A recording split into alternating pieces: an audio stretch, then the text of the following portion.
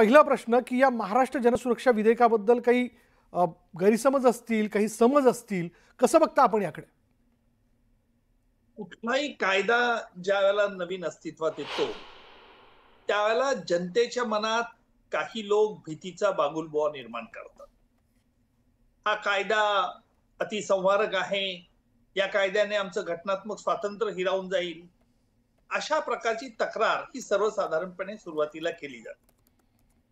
मला ही कल्पना आहे, की कायदा हा नेहमीच ज्याप्रमाणे परिस्थिती असेल त्याप्रमाणे काही वेळेला त्याच्या दुरुस्त्या कराव्या लागतात.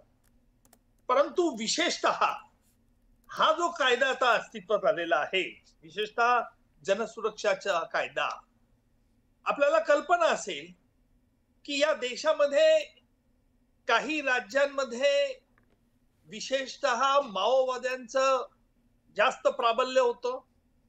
विशेषतः त्याकरता छत्तीसगड असेल, तेलंगणा असेल किंवा आंध्र प्रदेश किंवा ओडिसा, येथे देखील हा कायदा अस्तित्वात आला आहे.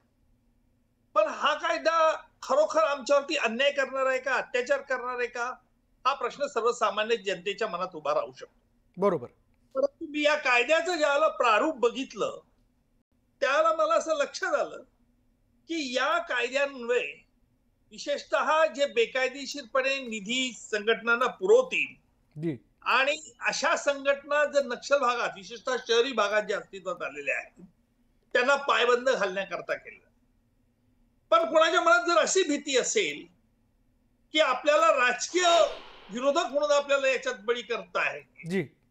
त्याला देखील निश्चितपणे उच्च न्यायालयात दाद मागण्याचा अधिकार आहे. म्हणजे फक्त सत्र न्यायालय, मग सत्र न्यायालय तारीख पे तारीख असा प्रकार नाहीये.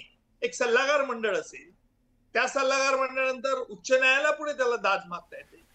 आणि म्हणून माननीय मुख्यमंत्र्यांनी हा जनसुरक्षा कायदा आहे, हा शहरी भागात अशा प्रकारची डावी विचारसरणी येऊन आणि बाबासाहेब आंबेडकरांनी जे आपल्याला घटनेने राज्य दिलेलं आहे त्याला सुरुंग लावायचा. म्हणजेच काय, की लोकशाहीवरती विश्वास ठेवायचा नाही, लोकशाही राज्य चालू द्यायचं नाही. जी. म्हणजे मुद्दाम मी येथे नमूद करेन